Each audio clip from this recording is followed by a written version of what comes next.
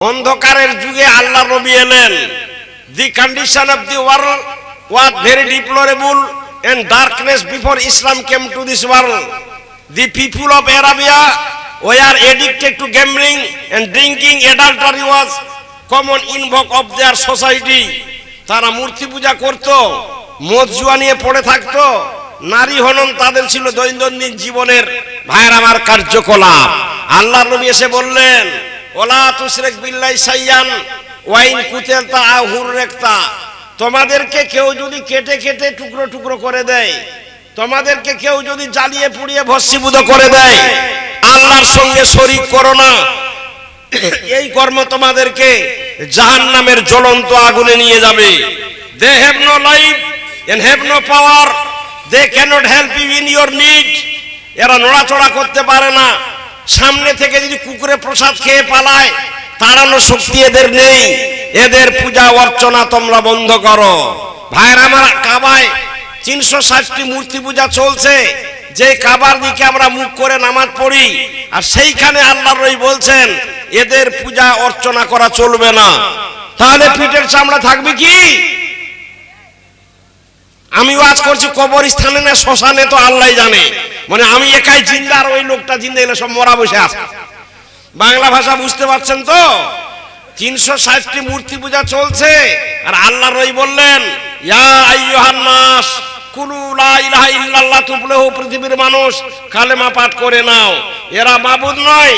ইন্না হাযিল আসনামা লা তাতাকাল্লামু ওয়া লা তাসমাউ, কথা বলতে পারে না, শুনতে পায় না, এরা মাবুদ নয়। আমাদের বাংলার ভাইরা আমার, বৈচিত্র্যপন্থী প্রেম কবিতার রাজপুত্র, সৌন্দর্যের একশিশ তাপস কবিগুরু রবীন্দ্রনাথ ঠাকুর বলে গেলেন, মুগ্ধ ওরে স্বপ্ন ঘরে যদি প্রাণের আসন কোণে ধুলাই গড়া দেবতারে লুকিয়ে রাখি সঙ্গোপনে, চিরদিনের প্রভু তবে তোদের প্রাণে বিপদ হবে, বাইরে সে দাঁড়িয়ে রবে কত না যুগ যুগান্তরে। যুগ যুগ ধরে দাঁড়িয়ে থাকবে, মাছি যদি পড়ে তাড়ানোর শক্তি নাই, এরা মাবুদ নয়। আহা ভাই, গোটা আরো বঙ্গার হয়ে গেল। কেউ ছড়ে ঢিল, কেউ ঘুষে কিল, আঘাত হানিল বুকে, চোখের পলকে ঝলকে ঝলকে রক্ত উঠিল মুখে। যে যেমন পারে দারুণ প্রহারে সর্বাঙ্গ করিল ক্ষত, অচেতন প্রায় পড়িয়া ধরায় রহিল মরার মতো। এত ইটপাটকে ছুঁড়ে ছুঁড়ে মারলো, আল্লাহর নবীর শরীর মোবারকে তাজা টাটকা রক্ত গঙ্গা বইয়ে দিল। বলুন সুবহানাল্লাহ। He was so much pelted with stones that his whole body was covered with blood and his shoes were close to his feet. জুতোগুলো পর্যন্ত তায়েফের মাটিতে রক্তে জমাট বেঁধে গিয়েছিল। আল্লাহর প্রিয় হাবিব রক্ত মাখা হাতে আল্লাহর শাহী দরবারে হাত তুলে প্রেয়ার করছেন, আল্লাহুম্মা ইহদি কওমি ফা ইন্নাহুম লা ইয়ালামুন।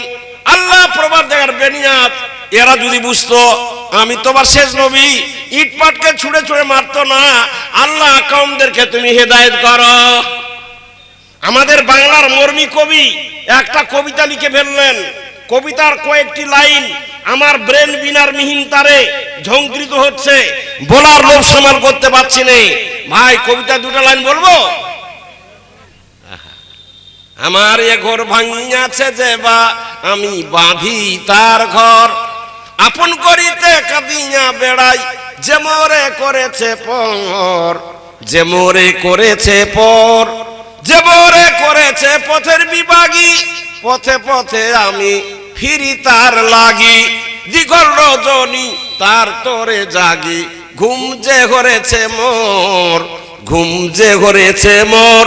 আমার এ ঘর ভাঙিয়াছে যে বা আমি বাঁধি তার ঘর, আপন করিতে কাঁদিয়া বেড়াই যে মোরে করেছে পর, যে মোরে করেছে পর। আল্লাহর প্রিয় হাবিব হাত তুলে প্রেয়ার করছেন, আল্লাহুম্মা ইহদি কওমি ফা ইন্নাহুম লা ইয়ালামুন।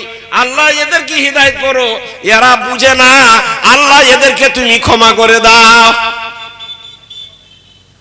একে একে সবাই যখন শত্রু হয়ে গেল, বংশলোকে রক্ত চোখে মারতে রুখে এলো, বলল হেকে তোমার কথার মূল্য কিছু নাই, বাপ দাদাদের নিয়ম মতো চলতে মরা চাই।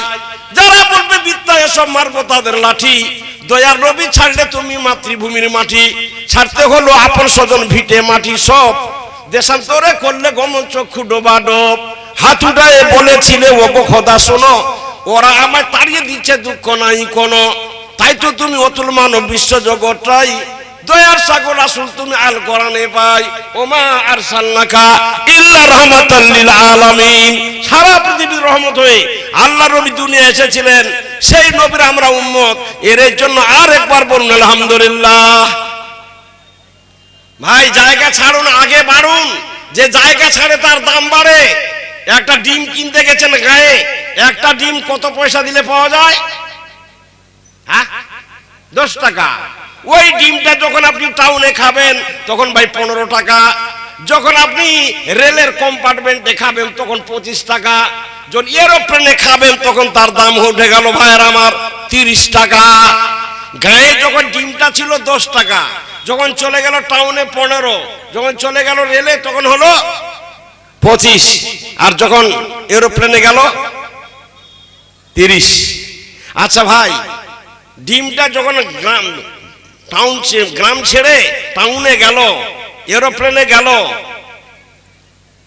রেলে গেল, তখন কি ভিটামিনটা বেড়ে গেল? প্রোটিনটা বেড়ে গেল? বাড়েনি তো, দাম বাড়লো কেন? দাম কেন বাড়লো? ওই যে জায়গা পরিবর্তন করলো, গ্রাম ছাড়লো, চলে গেল ভাইয়ের আমার টাউনে, দাম উঠে গেল, চলে গেল এরোপ্লেনে, ট্রেনে।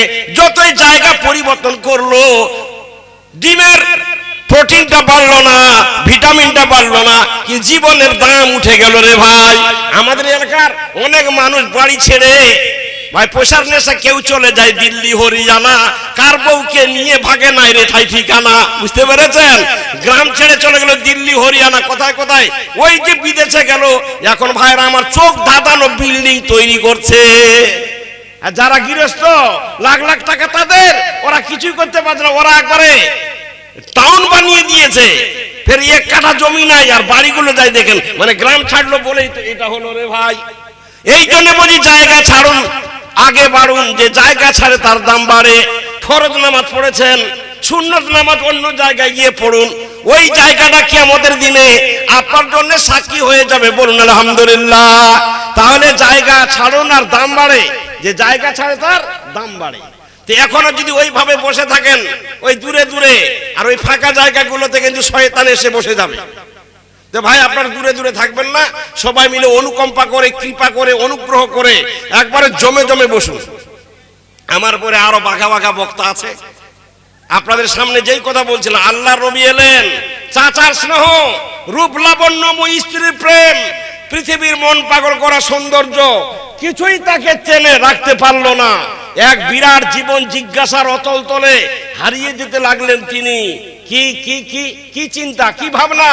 এই যে আকাশ বাতাস, পাহাড় পর্বত, নদ নদী, নিহারিকা, বিলঝিল, পুকুর পুষ্করিণী, সাগর ভূধর, এত সুন্দর করে আল্লাহ পাক কেন দুনিয়াটাকে সাজালেন? বিভিন্ন চিন্তা। হঠাৎ ঝুলন্ত সিংহাসনে একজন জ্যোতির্ময় পুরুষ আল্লাহর নবীকে এসে বললে, ইকরা বিস্মি রাব্বিকাল্লাযী খালাক, তুমি পড়ো তোমার প্রভুর নামে, যিনি তোমাকে সুন্দরভাবে সৃষ্টি করেছেন।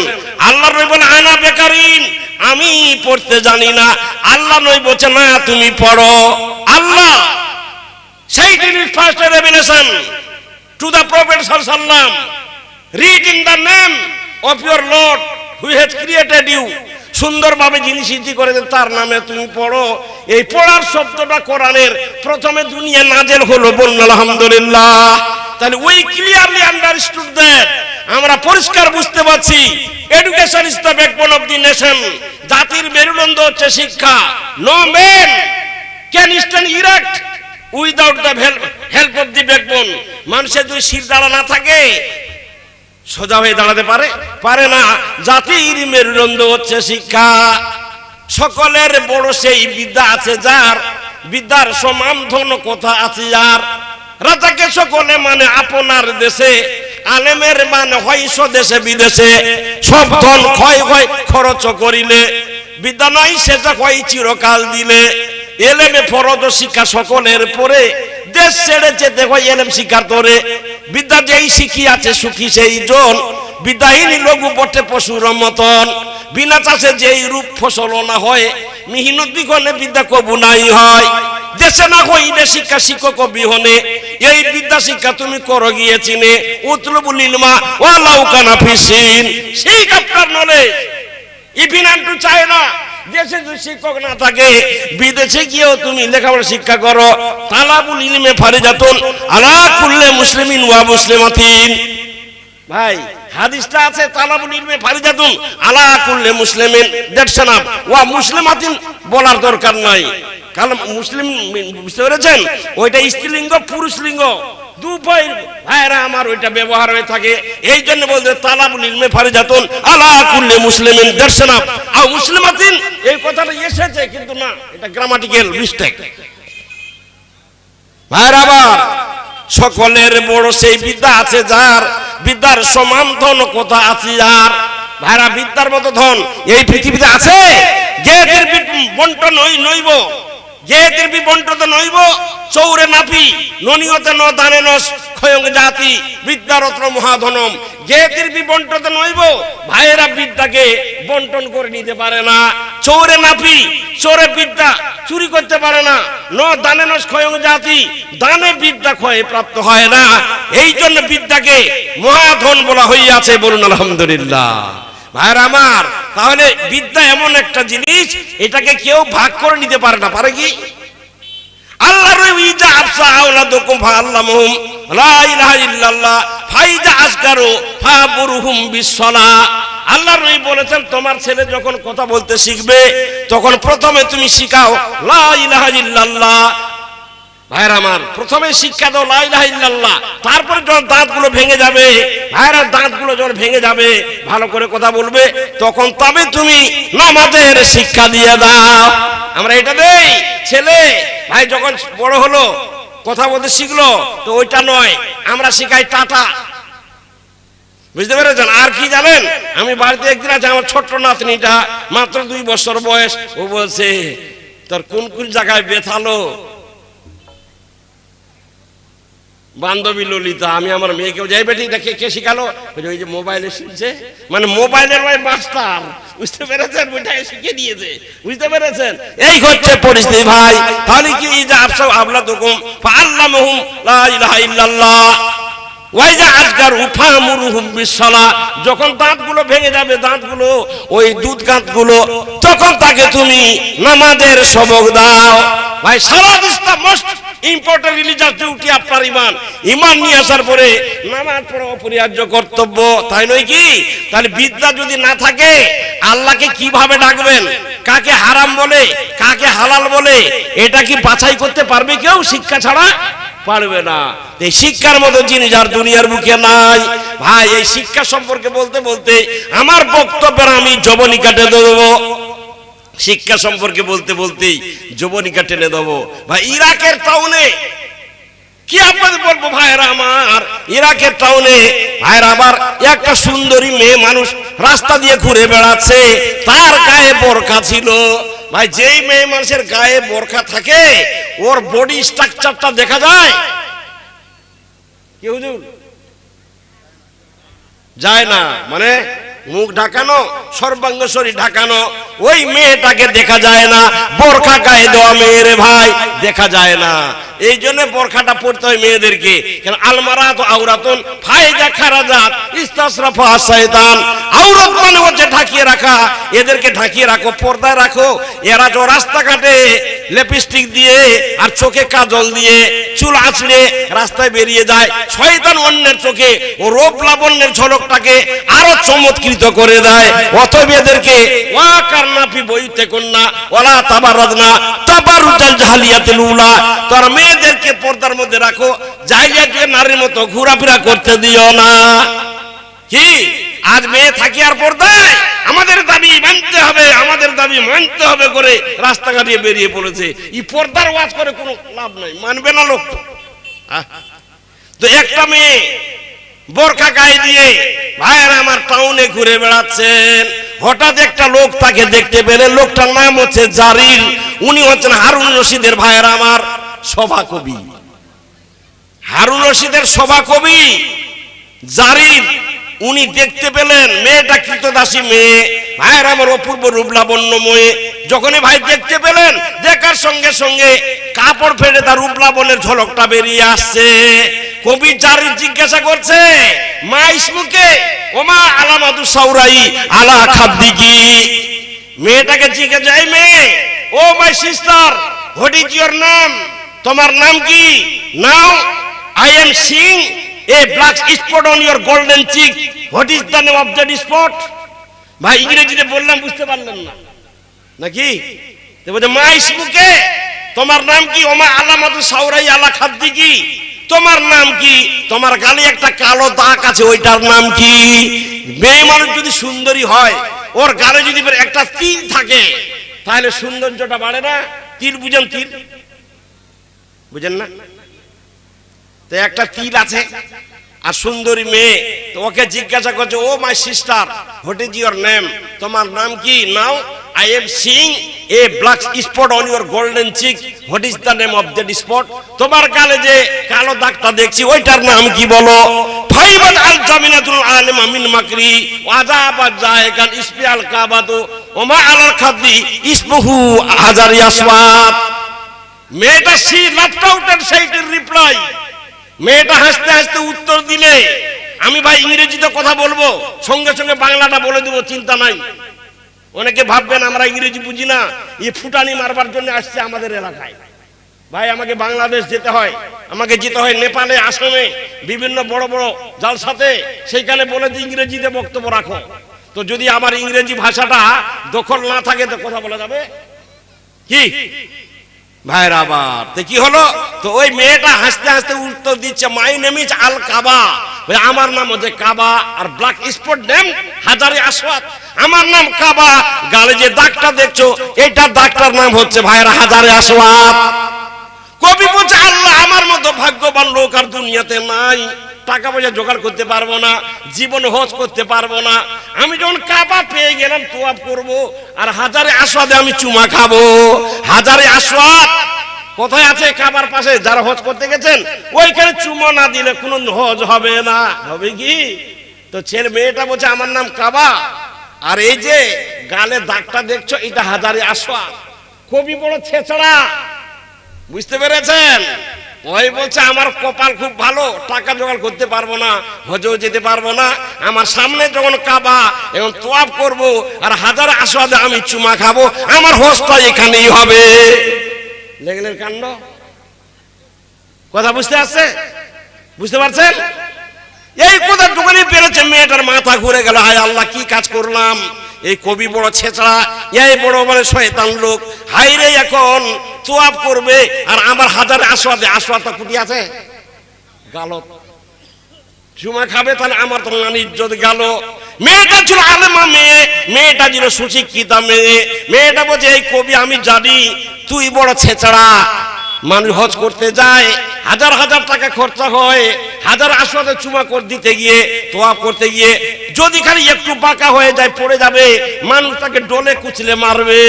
তুই ফকটে কাবা পেয়ে গেলি, আর ফকটে হাজার আসওয়াদ পেয়ে গেলি, তোয়াব করবে আর চুমো খাবে। মেয়েটা ছিল হাফেজা মেয়ে, কোরআনের হাফেজা মেয়ে। বলে, ওলা জুনাহা আলাইকুম আমতানকিহুন্না ইজা আতাইতুমুহুন্না উজুরাহুন্না। এই যে কোরআনের আয়াতটা বললাম ভাই, এই আয়াতের অর্থটা বুঝতে পেরেছেন কি? বুঝলেন না? এই বাংলায় বলে দেই নাকি?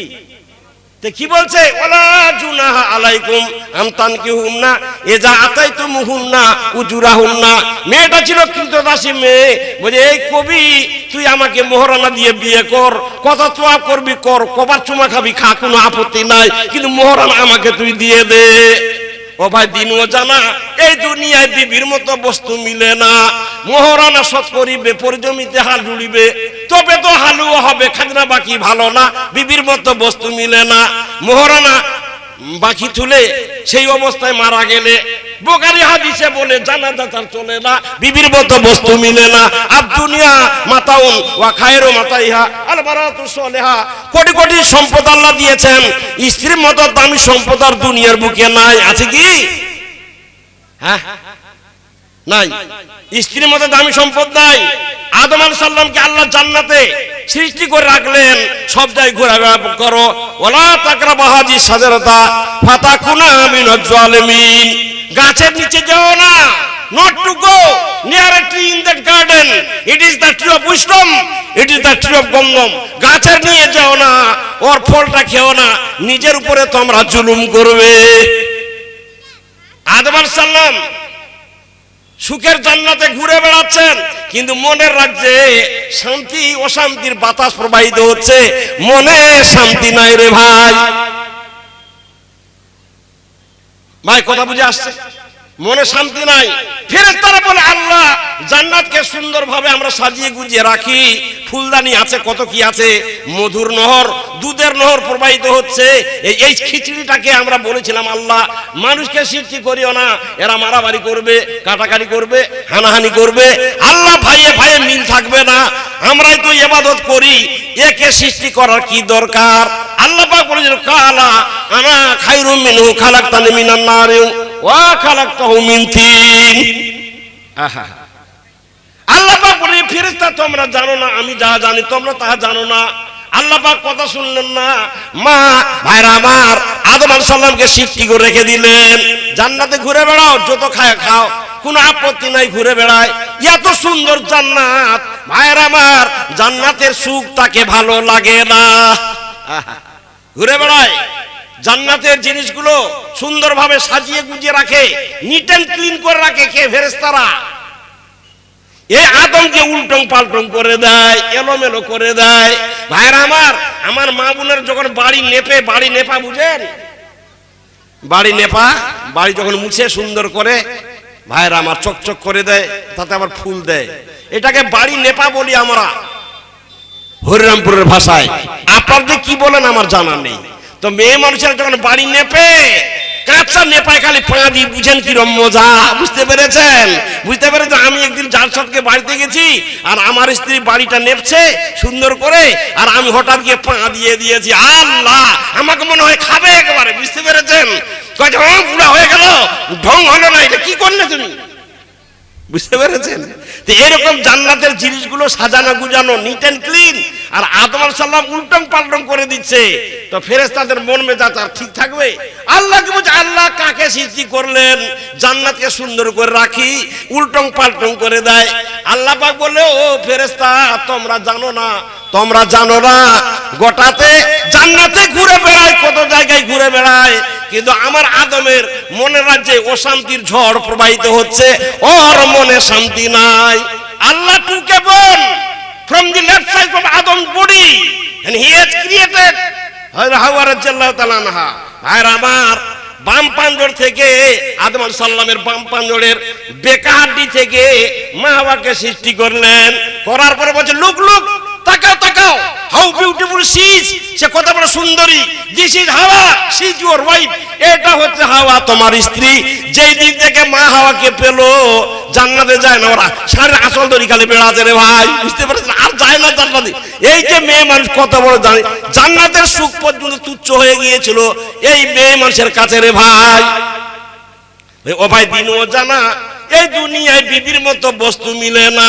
মোহরানা শোধ করিবে, পরে জমিতে হাল জুড়িবে, তবে তো হালুয়া হবে, খাজনা বাকি ভালো না, বিবির মতো বস্তু মিলে না। আসসালামু আলাইকুম, বসুন বসুন। আহা হা, ভাইয়ের আমার কি হলো? বিয়ে করে নিয়ে এসেছে, আর বলছে মোহরানা কত? বলে মোহরানা 1 লাখ টাকা। কত? 1 লাখ টাকা। নগদ কত? বলছে 5,000 টাকা দিব। 5,000 টাকা নগদ, 1 লাখ টাকার মধ্যে কত বাকি থাকলো? কে হুজুর কত বাকি থাকলো? অঙ্ক বুঝেন না? 95,000 টাকা বাকি। ওই যে বাকি থাকলো, ওই মেয়ে মানুষের আর হাল খাতা জীবনও হয় না। লোহার দোকানের, সারের দোকানের হাল খাতা হয়, ওই মরার আগ পর্যন্ত হাল খাতা আর ওর হয় না, মরে গেছে। মাস্টার মৌলবি গুলো গিয়ে বলছে তোর বুকের মালিক চলে গেল, ক্ষমা করে দাও। ভাই আমি ক্ষমা করে দিলাম, আমার মনের রাজ্যের রাজা চলে গেল, কোনো দাবি দাবা নাই, আমার স্বামীকে আমি ক্ষমা করে দিলাম। মানে মোহরানাটা বাকি আছে, ওইটা ভাইরা আমার ক্ষমা করে দিলেন। এবার 10-15 দিন 1 মাস পরে বইয়ে ভাত দেয় না, বেটা দেখে না, বড় বড় চোখে তাকায়, তখন ওই বইয়েটা কি বলছে জানে? আল্লাহ মোরাটিয়া মরি গেল আর মকো মারি গেল, তাহলে ওইটা মাফ করা হলো মাফ করা? ও ভাই দিনও জানা এই দুনিয়ায় বিবির মতো বস্তু মিলে না। মোহরানা শোধ করিবে, পরজমিতে হাল জুড়িবে, তবে তো হালুয়া হবে। খাজনা বাকি ভালো না, বিবির মতো বস্তু মিলে না। আর দুনিয়া মাতাউন ওয়া খায়রু মাতাইয়া আল মারাতু সালিহা। কোটি কোটি সম্পদ আল্লাহ দিয়েছেন, স্ত্রীর মতো দামি সম্পদ আর দুনিয়ার বুকে নাই। ভাই এই মেয়েদেরকে বলা হয়েছে রূপবতী, গুণবতী, স্বাস্থ্যবতী, চরিত্রবতী, প্রতিভাবতী, রূপ লাবণ্যময়ী, ভ্রমর কুন্তলা কিশোরী, সর্বাঙ্গ সুন্দরী, কর কমলিনী, তপ্ত কাঞ্চন বর্ণা, স্নিগ্ধ জ্যোতির্ময় রূপিণী, নধরকান্তি বিশিষ্টা, অদ্ভুত কনক পুতলী, রতিরসকাম দহিনী, শিরিষ কুসুম কৌলি, রাঙ্গা পেরে শাড়ি পরা, নব যৌবন প্রস্ফুটিতা কুলের লক্ষ্মী নবীন বউ। এই সুন্দরী এগুলা বাংলা। সুন্দরের বাংলা হচ্ছে এগুলো। আমি বাংলাদেশে গেছি সভা করার জন্য, এইদিকে আসি না, অনেক লোক বলে গেছে ভাই মরে গেছে। জিন্দা মানুষ মরে যাওয়ার কথা বলা এটা ছোট পাপ না বড় পাপ? মানে আমার প্রভাবটাকে চাপা দেওয়ার জন্য কত শয়তান বসে আছে রাস্তা রাস্তায়, তবে ও মরে গেছে। তখন ভাই আল্লাহর দুনিয়া নয় ছড়া, আর ফকিরের পা নয় খড়া। আল্লাহর দুনিয়া বিরাট।